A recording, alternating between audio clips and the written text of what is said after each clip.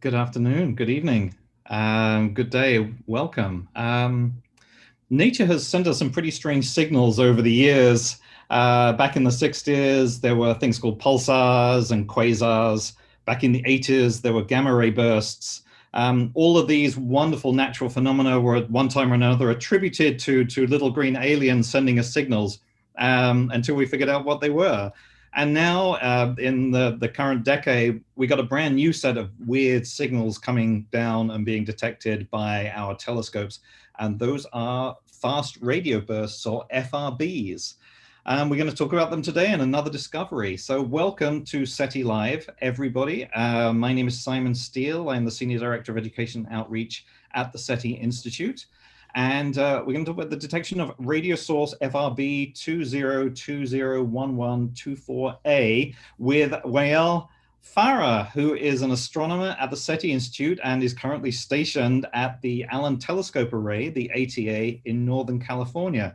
Wael, welcome. Say a little bit more about where you are. Thank you, Simon. Thank you for the introduction. And I must say, we should do more discoveries to see our colleagues at the SETI Institute. So it's great to see you live here, Simon. Where I am, let's see, in the middle of nowhere. Is that descriptive enough? So we're located in a isolated region close to or an hour and a half drive from the city Reading, so east of Reading, and yeah, we're really close to Lassen National Park. Mm-hmm. That's where the Hat Creek Radio Observatory is located, and where the ATA is hosted. Right. And like all good secret SETI organizations, you are well away from any population centers. However, this one you can go and visit if you want to. We are very open to visitors during the time of year that you can actually get there.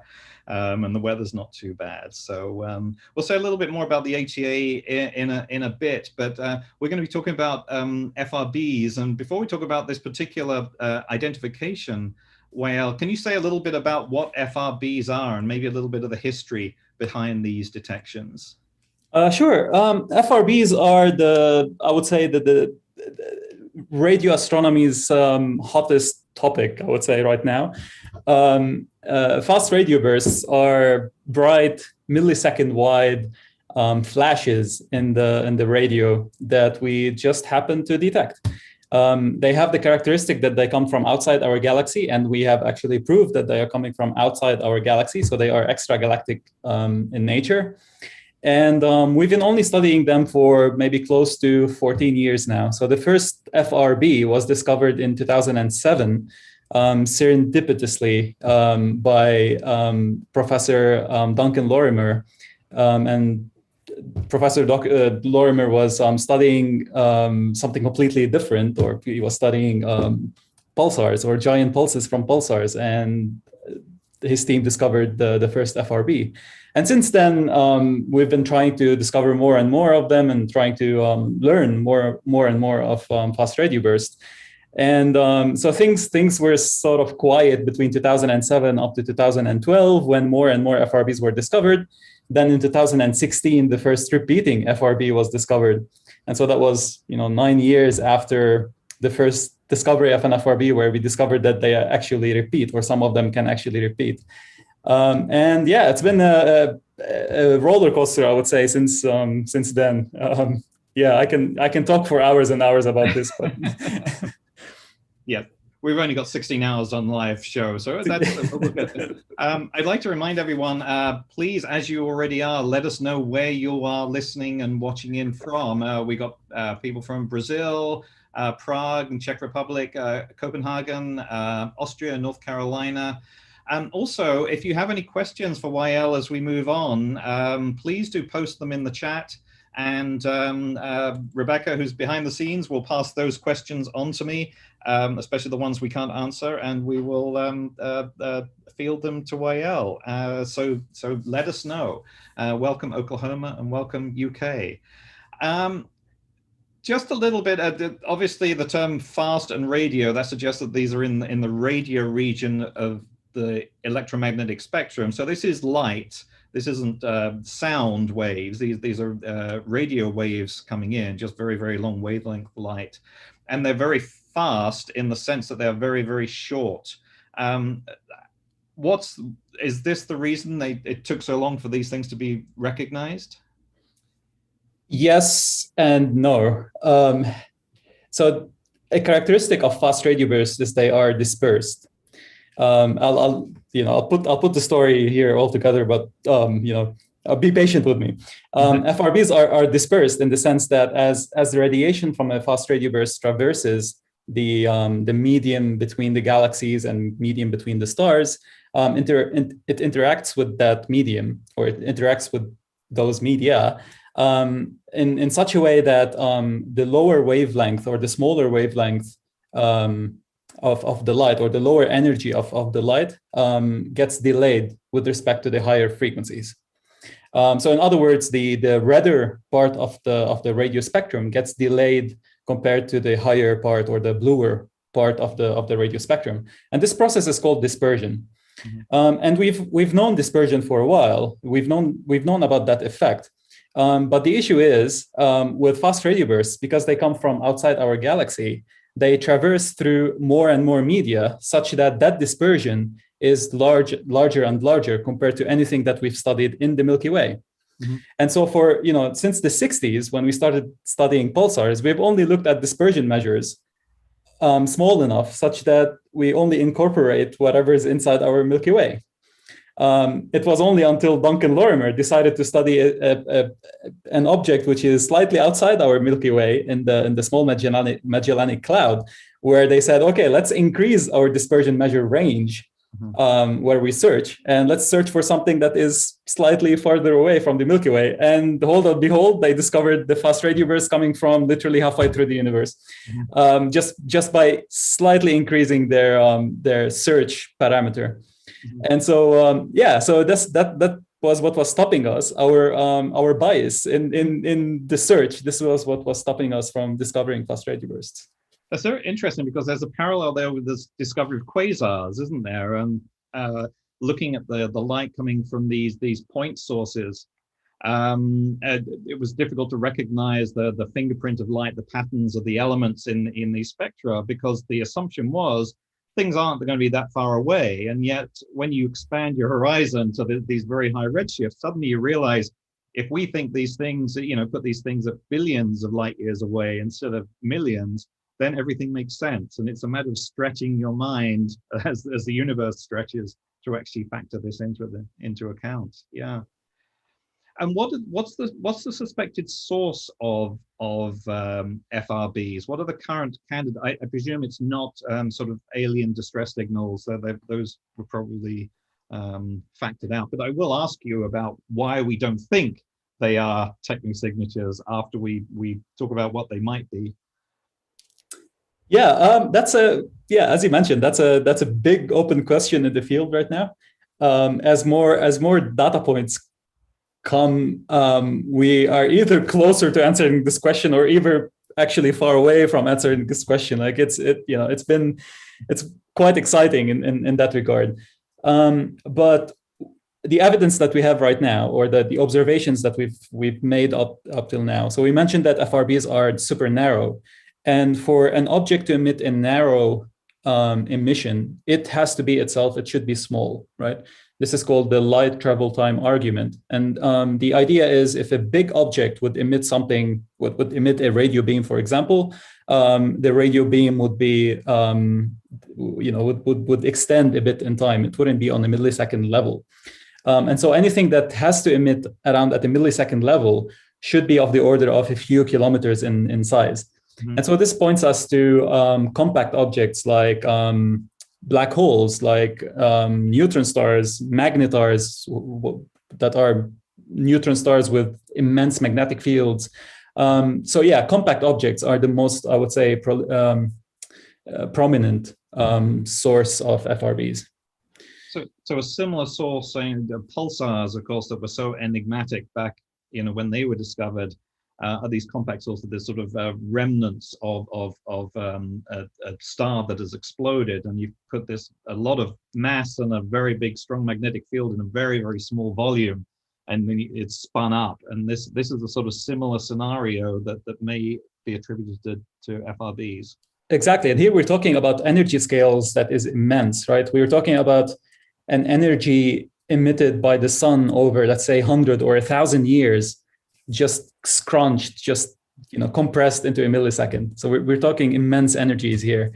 So this is one of the reasons why we also look at compact objects like the objects that you just mentioned as possible sources for FRBs. And I'm just going to say a few more people watching in from Italy, Chicago, Toronto, Stockholm. I also have a few names to read out because the SETI Institute is a non-profit organization, and so we rely on your donations to feed us and to bring events like this to you. And there are a few I'd like to thank: Ray, Tristan, Howard, and Victor, who have been very successful at fundraising for us, and we thank you for doing that. And obviously donations are very much appreciated in order to keep this free service going. Let's turn our attention to this particular FRB and why it's significant. It's a repeater, isn't it? So I'm going to actually share my screen, and we can have a look at the signal that was actually detected. And that will, if that is visible to everybody. Can you take us through this plot, Wael? What are we seeing here? Okay, let's talk about this. So we've got two plots here, or two subplots. I will mention the top panel in a second. I'll talk about the bottom panel. So on the bottom panel, we've got frequency. So that's the frequency of light on the y-axis. And we've got time on the x-axis. This is what we colloquially call this a dynamic spectrum. And so a radio telescope, or the way that the ATA currently operates, is that we take a spectrum of the sky for every bin in time. So if you want to think about it this way, every horizontal, every column here in this spectrum in this plot is a spectrum of the sky. Now this particular data has gone through a procedure called de-dispersion. So in short, de-dispersion means I remove the effect of the interstellar medium. So again, when we record this data, it doesn't look, this doesn't look like this. FRBs are dispersed, as I mentioned, and at the FRBs at higher frequencies would arrive first compared to lower frequencies, and so we switch, or we push frequencies in time such that we align everything. And so if you see the narrow line around, the question is this an analogy with optical light and a spectrum, going through a prism? It's splitting that into the rainbow of colors, isn't it? Because the different colors are traveling at different speeds through the medium. So what you're effectively doing is you're recombining the colors from the signal to make sort of white light, or all of them combined together. Exactly. Yes, that's exactly it. And so the FRB itself actually occupies in this region only like 1% of the plot, which is if you see the narrow line, the narrow column around time 0.001 or something. That's where your cursor is, Simon. Mm-hmm. And so this small thing there is our FRB. Now, if you move the cursor a bit to the right, you'll see that there's another sort of faint signature there. This is another sort of peak of the same FRB. And now if we take this image and just we sum everything in frequency, right? So we take this and then a summing operation. This is what we see in the top panel. And so the top panel, this is exactly. So this is when we sum all the signal in time in frequency. This is what we obtain. So peak number 1 and peak number 2 can be easily seen there. Peak number 2 could well be lost in the noise here, couldn't it? If it wasn't for peak number 1, it's what sort of threshold would you have for a signal detection? If there wasn't this tall peak, would the software pick up this second peak? It would be super hard. Mm-hmm. It will be super hard. And I should say also, there's a lot of data, what we call data massaging, like cleaning of the data as we go through, as we produce these kind of images, because our radio sky is filled with interference, and so we have to work really hard, and I mean it, work really hard to clean our data. And so this small peak, even if it's so small, like we can actually see it here, when we do not remove the interference, it's actually way worse, and we're far less likely to actually detect it. Yeah, and that's another reason why you're stuck out in the middle of nowhere, is that you're away from everybody's cell phone reception. That's right. And this is I'm going to pull up a picture of the ATA itself, the Allen Telescope Array. Maybe you can say a little bit about the telescope, and this detection was made now because this telescope has been upgraded, hasn't it, very significantly in the last couple of years. Yeah, so the Allen Telescope Array is an array, and when I say array, it means it's an interferometer. And so there's in radio astronomy, there's this paradigm. You can either build a really big dish, just like the Green Bank telescope, just like the Parkes radio telescope in Australia, just like the Arecibo telescope that was unfortunately not live anymore. But you can either build big dishes, and then you've got to deal with all the mechanics and how do you move the dish and how you calibrate it. Things start to get harder and harder as you make the dish bigger.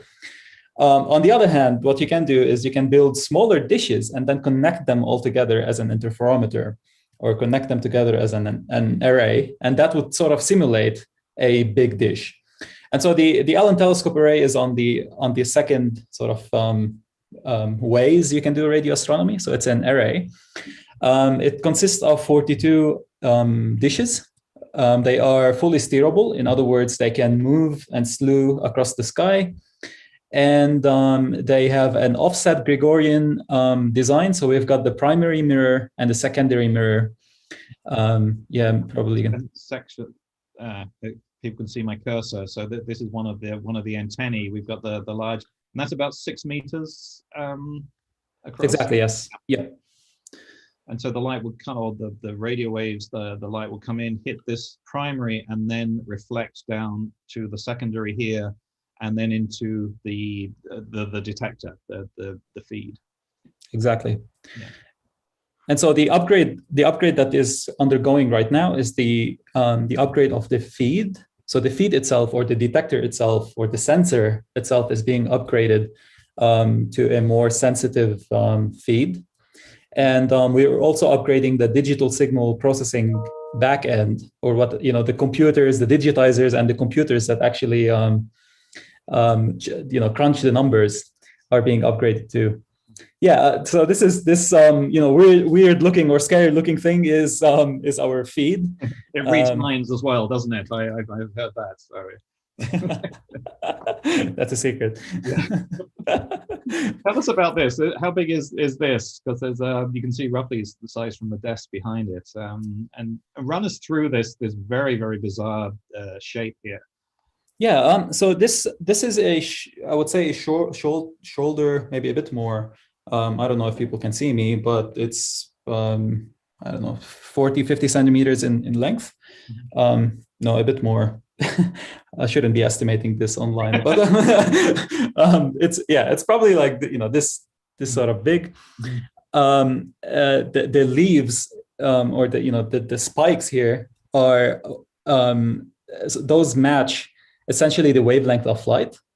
And so the leaves or the spikes that are really big, they collect the bigger wavelength of light. And as you go up and up and up and up, you'll have the smaller and smaller peaks, or smaller and smaller spikes. Those will be sensitive to, or they will match the higher frequencies of light. It's in a pyramid design. So we'll have the two polarizations of light on every on every parallel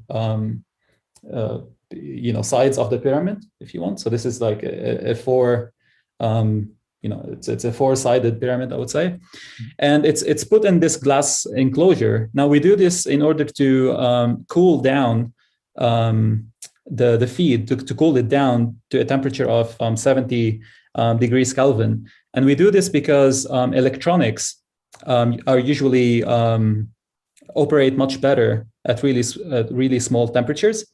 And so the low noise amplifiers, or the LNAs, that exist or that we use for these feeds can be cooled down to such temperatures to make them less and less noisy. And so this is why we have to cool everything down to these temperatures to increase our sensitivity. Yeah, that's nice, and that cuts down on those other wiggles that almost blanket out that smaller signal that came through, and you need to minimize the noise, as you say, to actually pick something up. We've got some questions coming in, so what I might do is just go through some of the questions, and then be interesting to hear about, you make this discovery, this observation, and this time it is probably from a magnetar, but it may well be from an alien civilization. Of course, then you have to get this information out to the world for verification and everything, because contrary to popular belief, we don't sit on this data. And so we maybe talk a little bit about the method of communicating these ideas to the world in a minute, but just going to say a couple of things. We've got some stars, some stars from Ernesto. We've got some stars from Paula. Thank you very much, everyone. We've got a donation from Jean-Marc, so thank you very much for the donation. Let's have a look at some of these questions. One of them, how much does it cost to run the ATA? And there's maybe is a fundraising question as well. Obviously, there's a few things. You don't need to go into actual exact numbers, but what are the big expense items for running a telescope facility? Yeah, I probably would go into numbers, but it's I would say in the few hundred thousands a year, and this would involve multiple things. First of all, we've got the upgrade program itself. So this of course is being currently funded by Franklin Antonio, who's our main funder for this particular aspect of the project, and he also funds some of the operation of the instrument. The power bill is one of the biggest, I would say, one of the biggest sort of sources of money there, because to keep the antennas cool, to run the digitizers, the computers, everything, we need power, obviously. The staff, of course, need there's part of the money that goes into there, but yeah, it's around that scale. Yeah, we'd like to do this for nothing because we enjoy it, but that doesn't help trips to the supermarket. Yeah. What's the antenna made of? The one that we just saw, the feed antenna. It's beautiful, isn't it? What is the metal? What is the metal? I am not entirely sure. It could be it's light, so it's probably. Oh wow. Okay, I need to write this down and get to an answer to you. You put me on the spot. It looks like at least the feed looks copper to me, but I don't know if it's probably an alloy of some sort, because so the feed are gold plated.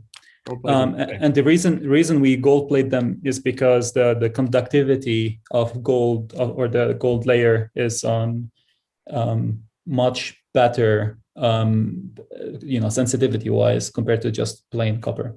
Yeah.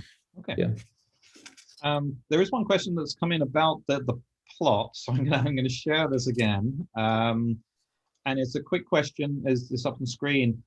We've got the two peaks, and one of the questions says there's a dip just before the initial peak, whether that's an artifact or whether that's something that's a real phenomena. Yeah, that's unfortunately an artifact. Mm-hmm. And the reason we see a dip is because the data cleaning, I wouldn't claim it, but I probably did a slightly bad job doing the cleaning. And so the way I did it was pretty much automated. In other words, I didn't really fine tune any of the parameters I use for for cleaning the spectra here. And so yeah, it is 100% an artifact. Mm-hmm. And the raw data, this does not appear. Right.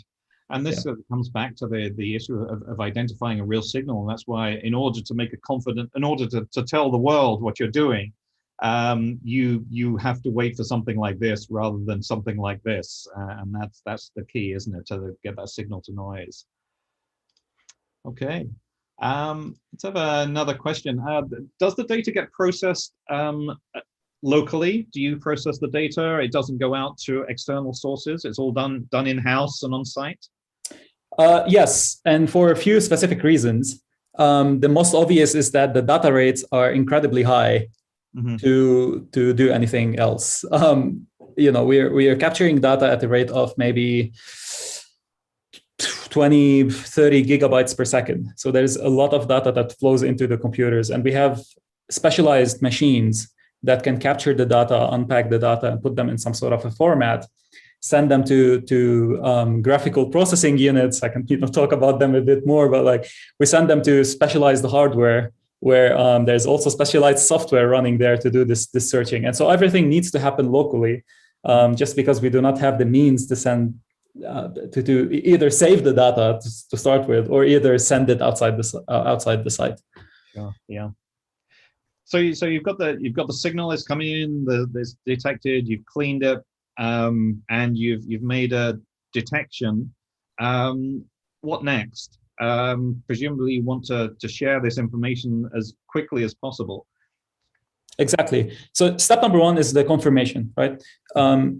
Currently, our pipelines or our processing algorithms, they produce data products that a human can read and a human can go through, can sift through. So what I do usually is I look at the candidates. I make sure that things are, I go through the candidates and make sure that whatever I'm seeing, to the trained eye, this is genuine. I grab the data and then have a second and third and fifth and 10th look at it just to make sure everything is fine and I understand what I'm looking at. Once everything ticks all the boxes, there are a few ways us as astronomers can tell the world what is happening, and one of the ways is called the astronomer telegram. So the astronomer telegram is a sort of a exploder mail system where I write in text format what I've just discovered or what we have just discovered, the parameters, when it was detected, what threshold, what signal to noise threshold, anything I can sort of help the community out there know, or help the community out there to do a follow-up, for example. So I write down that in a text format, and I send it through an astronomer telegram, or AKA ATEL. That's the short version of it. And so this FRB, or our first FRB, was sent as an ATEL to tell basically the astronomical community that we found something. This FRB is repeating now, so you can go ahead and follow it up. And that teller is on our website. You can go to SETI.org and you can see the original telegram. Maybe it's one of those things that somebody will want to buy for millions of dollars one day. If this wasn't, obviously, there's no reason to think that this is a technosignature. This is a natural phenomenon, and we have a direction where we think this is coming from. Would the process be different? The ATA, of course, is the only major facility in the world that was designed to detect technosignatures. And this is a good dry, in itself, it's a great discovery, but in a sense, it's a dry run, isn't it, for what the ATA was built for? How would that differ? What would your procedure be if a signal came in? Of course, we don't know what that signal would look like, so this is all hypothetical. Would the procedure be any different?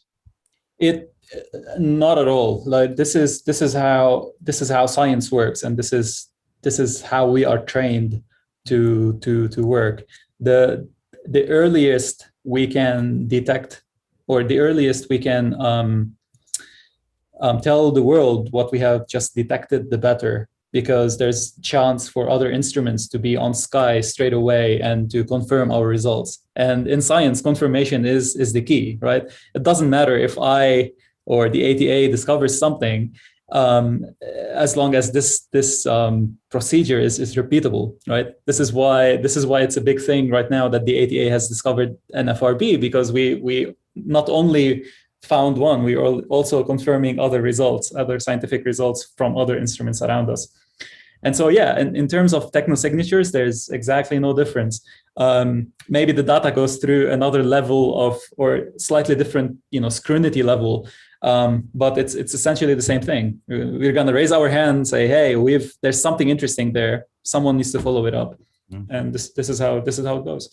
Yeah, and this is how science is done. You don't send out a grainy photo or a sort of a noisy signal and say, that's it, look at our big discovery. This has to be verified. And the bigger the claim, the more scrutiny it needs to verify it. Yeah. We got a couple of other questions, but I just want to promote another SETI Live on Thursday at 2 p.m. Pacific time. And Frank Machis will be talking to Andy Rivkin of Johns Hopkins about planetary defense. So please do tune in and learn about the DART mission, which is very, very exciting. And that is on Thursday at 2 p.m. Pacific. With the dispersion, Wael, do we have an estimate for the distance to this source? Absolutely, yes. The nice thing about dispersion is it's a direct measurement of the number of electrons that the signal had propagated through. This is why FRBs are super interesting, because they come from outside the galaxy.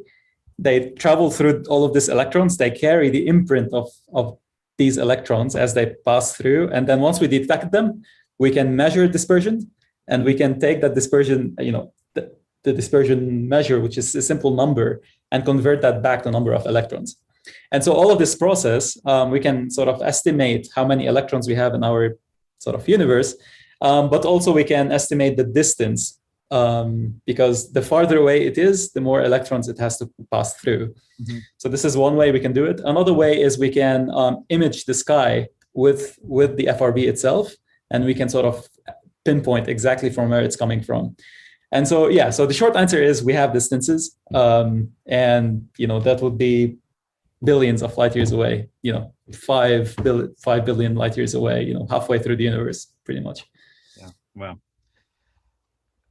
The last question, I think, because we're running out of time, is about the this is a spectrum, but it's not a spectrum in the sense that you can identify the material. This isn't like the spectrum of hydrogen or helium. This is a different type of spectrum you're getting here.